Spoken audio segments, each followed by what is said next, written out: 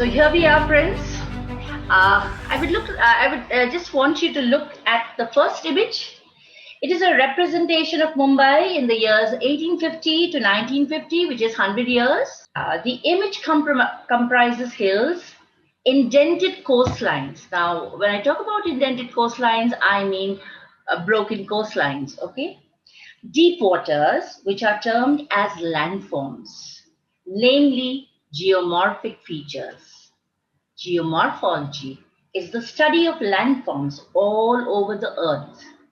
I will journey you through how this field of geomorphology has played a vital role in the making of Mumbai as a port. So friends, I just want you to have a look at this image, which represents Mumbai in the 100 years, which shows the hills. This is the indented coastline that I'm talking about. Okay, you have the small hills, and here you have some shipping vessels. So this image, in fact, is a replica of what I'm saying when I talk about geomorphology and maritime aspects. So here you have your your shipping vessels. Now the second slide, friends, the second image, rather, is a depiction of the present port of Mumbai with all the infrastructure facilities. So you have your anchorage, you have your warehousing, you have your berthing. This is just a comparison, friends, of the then and the now of Mumbai. My next slide these are the maps of Mumbai prepared by various voyagers in different time periods. Kindly observe the change in shape, which is a geomorphological transformation in the landform, which is a resultant impact of the wind, the waves, and other denudational. Now, what are denudational, friends? These are the wear and the tearing processes by which the Earth's landforms have been formed. Okay, so if we look at these three maps carefully, 1672, 70, this is by Fryer, by Nebuhr. We look at these maps, and if you look at all the three maps, you look at how the land is being reclaimed in the years. Then we have the Mumbai Islands, friends. The original 7 islands of Mumbai. Note, friends, this is very important. An island is a geomorphic feature. So we had 7 islands, friends, as you all know. You had Colaba, Old Woman's Island, Bombay, Masgon, Parel, Worli, and Mahim. It was possible to move from one island to the next only during the low tides. By means of multiple land reclamation projects, these islands formed one contiguous landmass. So just look at the 4 maps, how the land has been reclaimed. These are maps showing you the geomorphic transformation since the 1700s. So you have a map here which shows the various islands. Then Thana is a major island, then Salsit. This is 1883, a map of Mumbai, 1922. Just look at, I just want you to watch the islands, how they are, they are being reclaimed and getting to be one contiguous landmass. And this is the map. The photograph or the image to the extreme right side shows the Bombay fort. I think all of you must be knowing about this fort. So look at how the fort was at the tip and formed a part of this contiguous landmass. Below is a picture of the fort and its surroundings. So that's something about the port, the chambers, the various chambers at Bombay Fort, like you have the bastions and the batteries.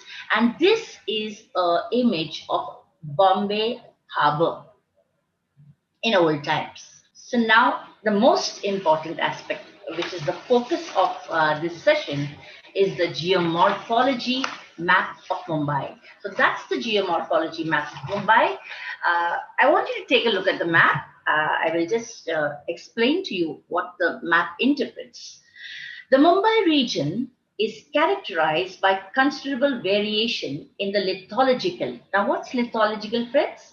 This is a study of physical characteristics of rocks. Okay, so the Mumbai region is characterized by considerable variation in the lithological units of the Deccan Traps. And the Deccan Traps are one of the largest volcanic features on the earth. The Deccan Traps forms 66.25 million years ago. The bulk of the volcanic eruption occurred at the Western Ghats, that's the Sahyadris, some 66 million years ago. This series of eruptions may have lasted fewer than 30,000 years ago. The original area covered by the lava flows is estimated to have been as large as 1.5 million kilometers square, approximately half the size of modern India, friends. The Deccan Traps region was reduced to its current size by erosion and plate tectonics. The present area of directly observable lava flows is around 500,000 kilometers square. These effects are clearly reflected in the coastal geomorphology and its natural distinct land units of the region. The landforms present in the study are carved out by the combination of fluvial. When I talk about fluvial, friends, fluvial is rivers. Fluvial, denudational, and marine processes. Coastal landforms are produced by the actions of waves and tides. Marine waters erode the shore, erode the rock at the shore, and this continued marine erosion results in considerable modifications of the shoreline. Coastal landforms are common in the study area and include mudflats, soil pans, sandy and rocky beaches. Mudflats are seen around Manori and Malad. The widest mudflats are in the Thane Creek. Beaches are loose, unconsolidated deposits made by marine action near the shore. Extensive sand beaches are seen along the western shore of Mumbai. The most noticeable are Worli Bandra, Juhu, Aksai, Gorai, and Uttar. So, friends, this is the geomorphology map of Mumbai, okay, which comprises of various features. So you have creeks, which is a geomorphic feature. You have rivers, which is a geomorphic feature. You have lakes. This is a bay. Okay. Then these two areas you have at Mahim and Bandra. They are called headlands. They are areas protruding out into the sea. Okay.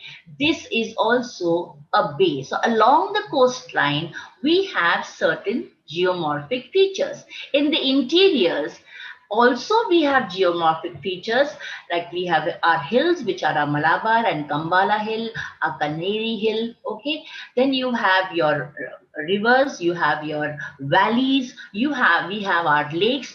All are a part of geomorphology. So when we talk about Mumbai, friends, geomorphology of Mumbai comprises of your coastal landforms, your fluvial landforms, your lacustrine landforms. Lacustrine, because with friends, we have got three lakes here. So you have, so when you say talk about lacustrine, lacustrine is related to lakes. So you have marine processes playing a very important role in the formation of the shape of Mumbai, inclusive of the fluvial and the denudational processes. So all these processes play a very important role, friends, in shaping the present shape of Mumbai. Our next map is on the slope of Mumbai, friends. Slope has a direct control on superficial hydrologic phenomena such as runoff and infiltration. Areas with steep slope experience high runoff and less infiltration, and hence there is a less chance of recharge and vice versa. Contour map of the study area are categorized into different groups. Okay, so friends, if we look at this map carefully, you have the slope. This map focuses on the slope, and the majority of the area is under very low slope. Okay, if you look at this category, whereas we do have steeply sloping areas here at Kanheri, which is your Sanjay Gandhi National Park. Okay, at Trombay, where we have our Trombay Hill. Okay, where that's the BARC area, and Bandra, where you have the Pali Hill, which is not here, but this is the Pali Hill. So you do have sloping areas. Okay, you do have hilly areas, and slope is also an important factor, friends, for playing an important role in shaping the geomorphology of any region whatsoever in the world. So now let's move on to some of the geomorphic features. Now, friends, I will be focusing only on the coastal geomorphology. So we have something called the fluvial geomorphology. That is how rivers have played an important role. But I, friends, will focus on the coast because we're talking about the development of Mumbai as a port. Okay, so these are some of the coastal features that we have, geomorphic features, which are carved by due to the impact of the marine processes, wave, wind. So we have something called a cave, you have something called a beach, you have something called a river estuary, you have lagoons, you have spits, okay, you have tambolos. These are all features, friends. Then you have arcs, natural arcs, you have stacks, you have rocky islets, you have lagoons, you have a variety. These are all of these, friends, are geomorphic features, and they play a very important role in designing the shape of any area. And this these geomorphic features, friends, you will be surprised if you go abroad. Okay, I just read an article of the Maritime Agenda, which very beautifully spoke about having something like developing tourism. Okay, and planning to have cruises, friends. If you look at the global scenario, you do have people visiting all these areas. These are major tourist spots in the world: a spit, a beach, a headland, an arc, a stack, a rocky islet. These are features which people crave. They yearn to see these places. And students, I mean friends, I have done a study on 100 kilometers of coastline during my post graduation.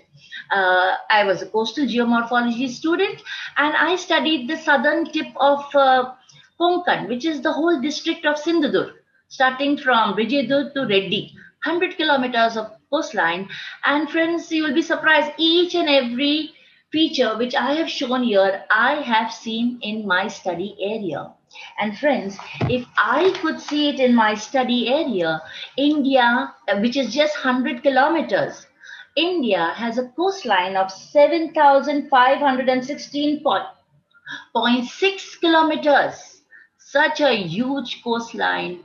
You can imagine the amount of geomorphic features you are going to see along that magnificent coastline that we have, friends. So that's the impact of geomorphology. And when I read that article on Maritime Agenda, I was really happy to see that development of tourism. And I just felt like, this is an important aspect which you can focus on when you talk about tourism. And friends, ultimately, all these factors have resulted into this shape of Mumbai. And I want you to look at this shape of Mumbai. Just look at the shape. Look at, these are the creeks, and just look at the uneven shape. This is what we call broken coastlines. Okay. So look at the shape, and I want you to focus on this area. All of you, East Mumbai, your focus is going to be on East Mumbai, please, because that's our port. It's not the West, it's the East. Okay, so our focus is going to be the eastern part, the eastern coast of Mumbai. I'll just show you some examples of photographs of these geomorphic features. Now, this is a spit, friends. Okay, now you look at this. This is a sea arc. You have stacks. Look at these. These are natural beauties, friends, which people yearn for. They want to watch all this. And it's really sad that, we really don't know about these things. And little importance is given. And most of these things are destroyed, friends. Look at this. This is another marvel. It's a cove, a pocket beach. And if you look clearly, you have people. I mean, there are tourists down there. Okay. Here, friends, this is a photograph of Norway. Where you have something called the drowned valleys, or we call them in geography, we call them the fjords. So this is another marvel, because you have people going to Norway, Sweden, various Scandinavian countries, and they say, oh, there's nothing to see there. Wow, and I really feel really bad, nothing to see. No, friends, you have So many geomorphic features there. One is your fjords, which is your drowned valleys, and this, friends, is a geomorphic features in the in your snowbound areas. These are called moraines. Okay, these are depositional features by your snow, by snow, caused by snow. Okay. So this is just giving you an idea as to what geomorphology and what geomorphic features is all about. Okay, fine. So we move on next.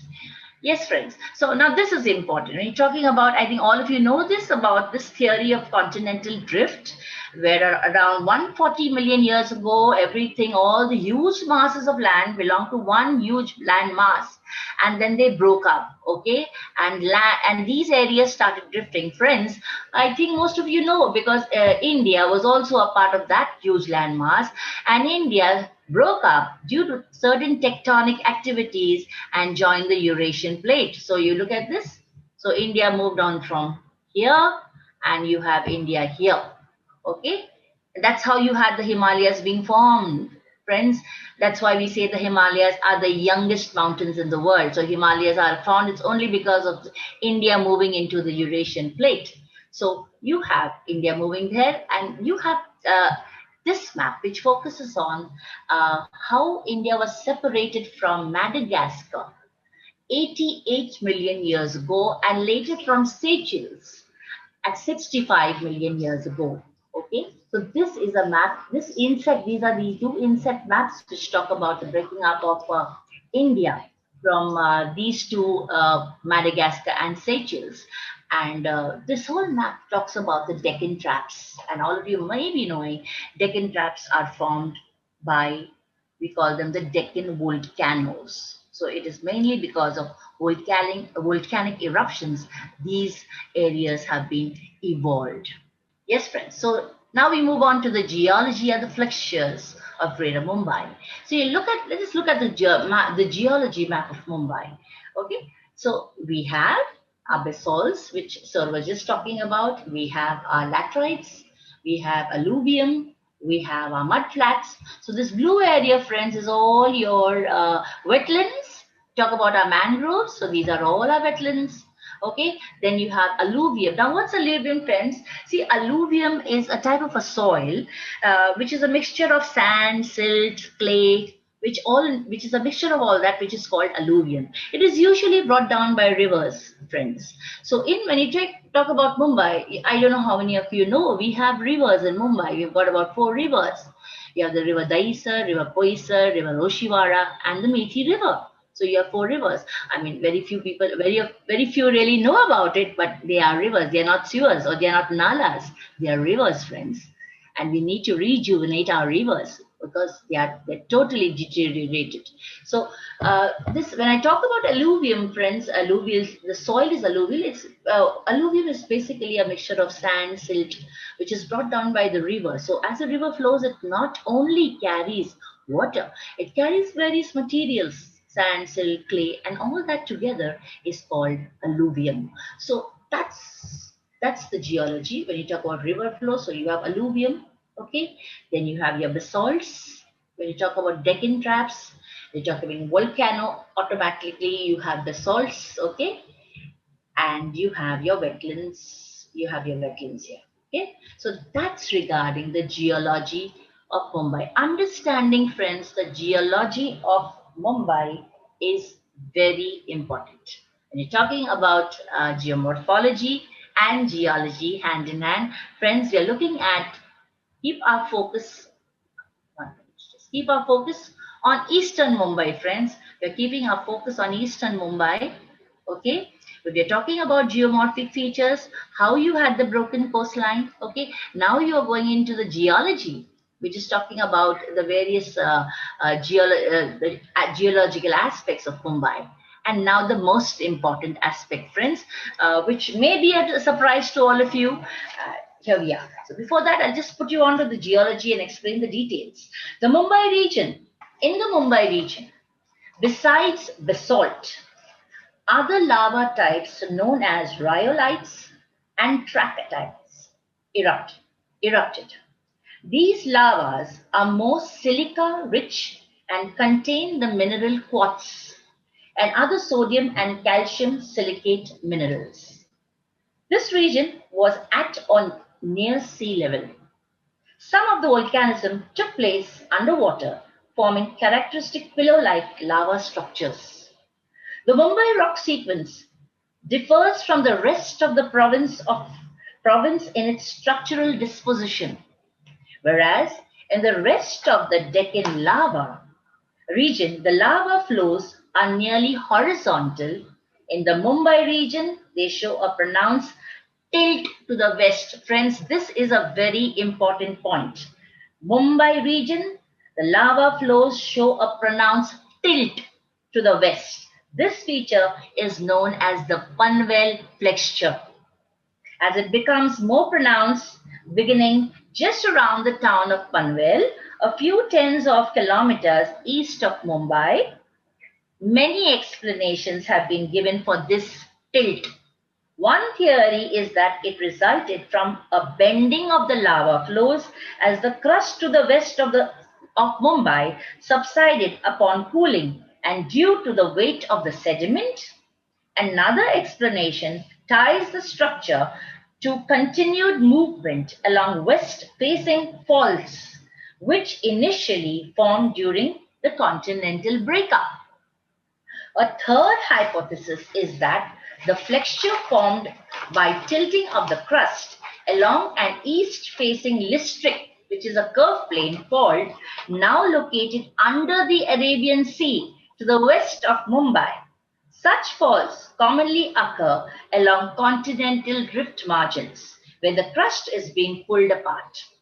This tilting occurred after volcanism and sedimentation ended, that is, later than 60 million years ago. The result is that the entire package of volcanic flows and sedimentary strata dip westwards. So, friends, that is the point that I want to tell you, that you have a flexure is like a fault. So at Panvel, we have a fault, okay, and Mumbai. This is Mumbai here, this is Mumbai here. I'll move on because there are 4 slides on that. If you look at Mumbai here, Mumbai, friends, is on a tilt. This is what I want to make all of you understand. Mumbai is on a tilt. It dips towards the west. That's why we have our beaches along the west, because it's a shallow water area. This is the western coastline, eastern coastline. So it is on a tilt, okay, this way. And here, this is a shallow water area. So you have your beaches here. You can't have your port here because you have your, this is not a deep water area. Whereas if the area is on a tilt, look at this, it is on a tilt. Okay, it's a broken coastline, it's on a tilt, okay, and this is automatically a deep water area. We need to understand, friends, the sequence. So geomorphic features, geology, and the tilt. That is because you have the fault there, it's a major fault. It is called the Panvel fault, okay, and that's how you have Mumbai, which is on a tilt, and that's why western Mumbai, west coast of Mumbai is not a port, because it's a shallow water area. If you recollect, some years back, uh, we did have a ship which was lost in the storm and landed at Bandra, and they couldn't move it because it was a shallow water area. It was just lost in a storm and was just stranded at the shore. So it was so difficult to move the ship out. That's because it was a shallow water area. So this is a map showing the tilt, the geology, and how the areas, mentioning this map basically focuses on the volcanic history of Greater Mumbai. Yes, friends. So just some photographs that I have of the Deccan Traps. This is how it looks. I don't know how many of you must be knowing this is a very staunch, very strong basalt outcrop, which is in Andheri, friends. This is your Gilbert Hill. So I don't know, there is a lot of people around trying to save that hill. This is the last remains of a monolithic uh, natural monument that we have with us, and that's the Gilbert Hill, friends. It's so just look at it. It stands out so beautifully, and we need to save it, friends. These are our mangrove areas, our salt pans and mangroves, our wetland areas, and this is a image of when I spoke about laterites. These are the laterites that we have. Okay, yes, friends. So now, after all this discussion about your geomorphology and geology and slope, we move on to the factors, the basic factors for us geographers, for us geomorphologists is the factors responsible for any area to develop as a port is you require an indented coastline. Now, what do you mean by an indented coastline? It's a broken coastline. It's a crenulated coastline, okay? Because your ship should be able to enter and harbor and anchor in safety. It should be protected. Now, on the contrary, if you look at this, please look at this coastline. This is a straight coastline. So when you have a straight coastline, and if your ship is anchored there, your ship is going to come under the direct impact of the storm, a wave, or a cyclone, and your ship is going to get destroyed. So what you require is a sheltered area. So for a sheltered area, you require an indented coastline. And the second factor, friends, is we require very deep waters because a ship cannot enter into shallow water areas. This is a shallow water area. We require deep water areas.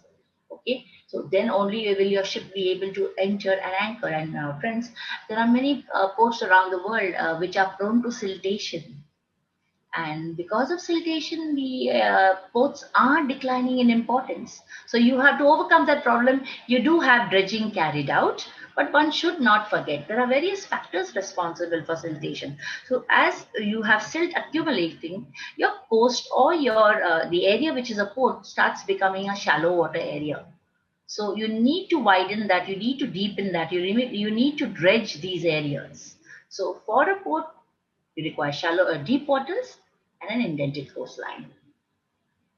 Yes, friends. So this is a clear demarcation, one showing you a port, one showing you a harbor. So what's the difference when we say Mumbai is a port also and Mumbai is a harbor also? So what's the difference? So when you're talking about a port, friend, is a point location. It's a point location where your ships load, unload, okay, and they move off. Whereas a harbor is a sheltered area where the ship can stay, it can anchor for some time period, maybe for different reasons. So that's the difference between a port and a harbor. Yes, friends. So you must be wondering, what is this broken coastline and straight coastline and crenulated coastline indented? A simple map, students, friends.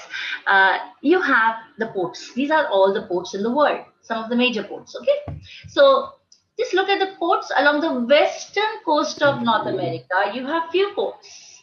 You have on the east you have more ports. Look at the west coastline of South America, few ports. East coast, more ports. Have you ever wondered why, friends? Friends, that's the answer is there. It's a straight coastline. So the type of coastline plays a very important role in the making of a port. Okay. So now, after all the geography and the geomorphology, let's go to our beautiful history because we cannot forget our history. Our history is so beautiful and we have a marvelous history. So talking about Mumbai, the history of Mumbai, the various invaders who had captured Mumbai, who stayed in Mumbai, they all have an important role in the making of Mumbai. So we cannot forget this. So in 600 BC, friends, we had the Kolis and the Agri community settling.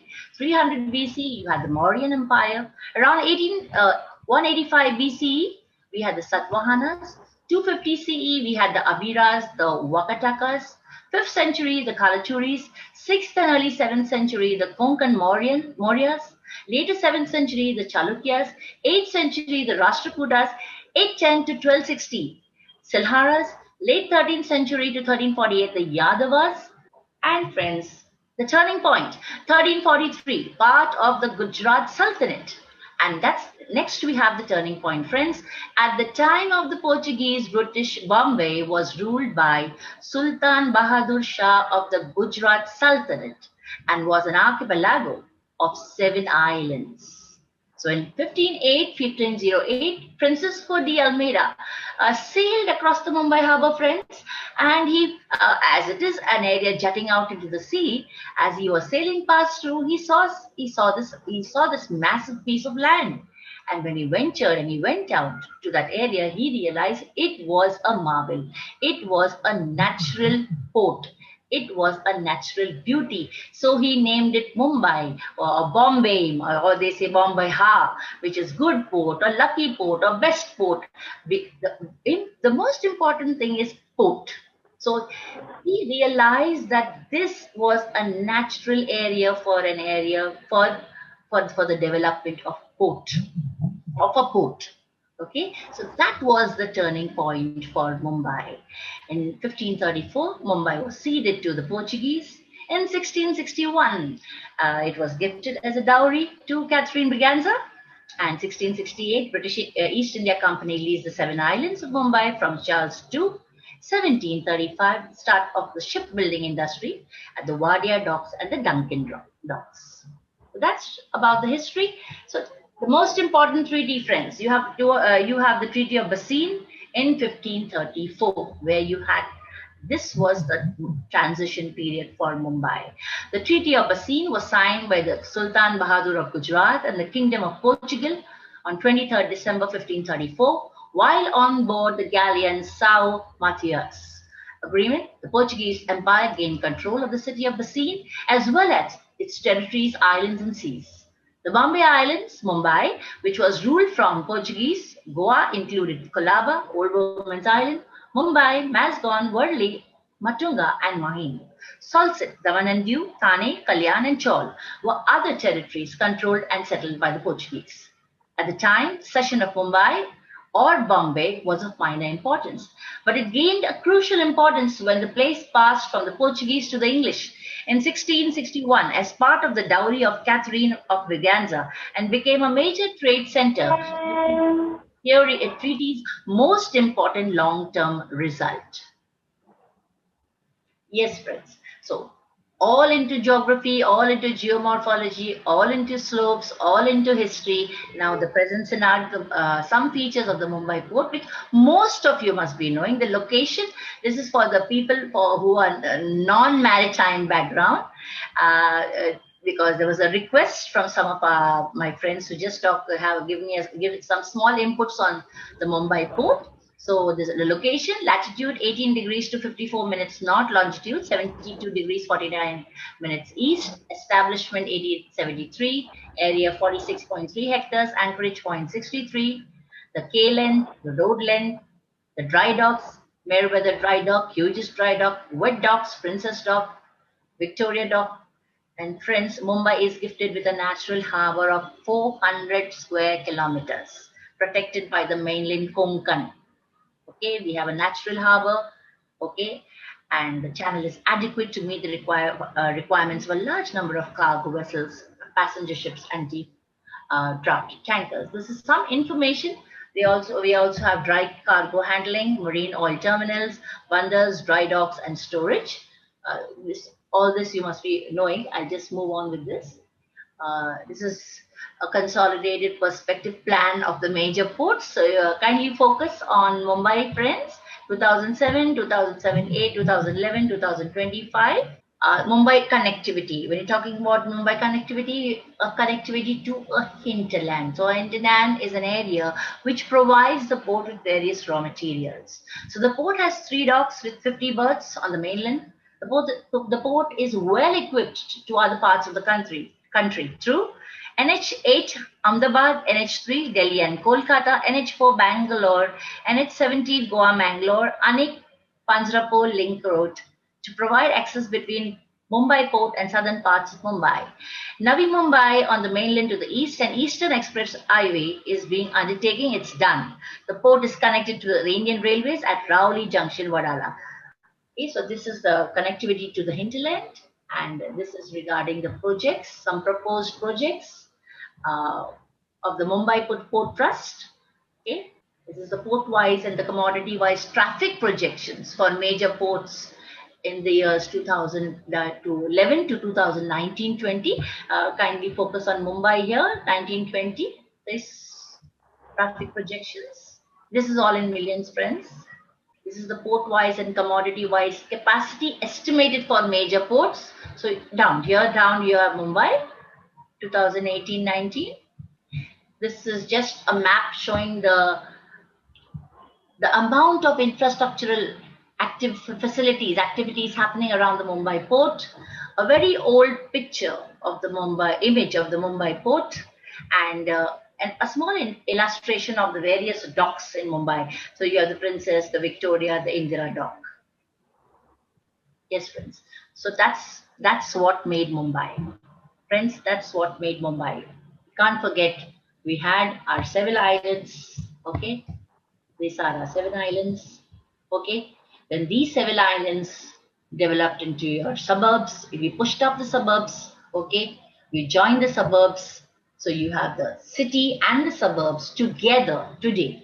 We term it as Greater Mumbai or Brihan Mumbai. When you talk about Mumbai city, it's your limits are just Sion and Mahim. When you go beyond Sion and Mahim, you are entering the suburbs. So Mumbai suburbs and Mumbai city together, friends, is Brihan Mumbai and Greater Mumbai or Greater Mumbai. And this is how Mumbai grew in the different time periods. You look at 1950, 1957, okay, the limits of Mumbai. This is a map satellite imagery of Mumbai. Okay, friends, showing you this is the forested area, this is your urban sprawl, okay, and this is the area that we have been talking about, east coast, east coast, east coast. So this is our port, friends. This is our port, our broken coastline, our port. Okay, so that's how we developed as a port. Yes, friends.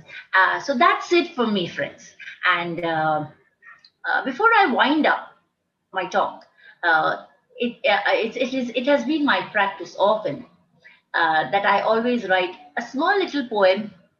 And being from Mumbai, being born and brought up in this splendid city, is a small tribute I would like to give to the city. So I have written a small poem on Mumbai. I wish to share it with you. Can I do that, ma'am? Yes, yes, of course. Thank you so much. So that's my poem, friends. Awaken, my city, awaken.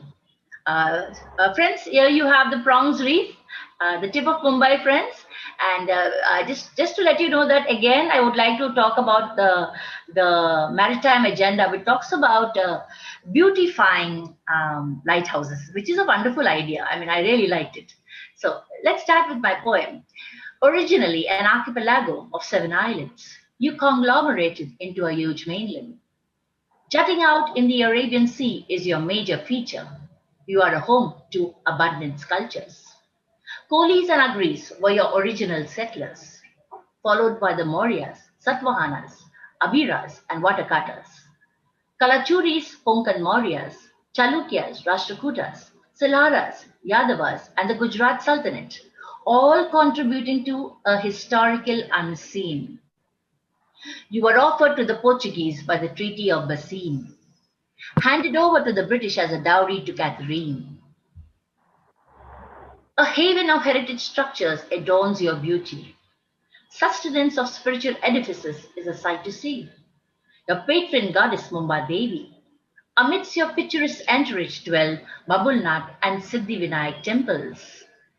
Knes Ila Eliyahu Synagogue, Afghan church and Haji Ali embroize your splendid settings. A metropolis with countless festivities you sparkle. Your well-designed spaces are worth a marvel. Marine Drive to Bandra are indeed a tourist delight. The National Park and Powai Lake are often in the limelight. Oh dear city, you have so much. You have given so much and lost a lot. Your meandering rivers have lost their flow. Your mangroves exist no more. Your lakes and hilltops hardly glow. Your fertile rice hills fail to sow. O people of this majestic city, awake, arise, and enrich fervors.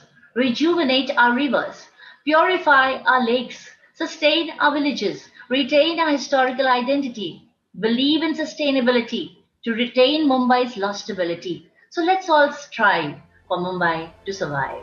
Thank you so much.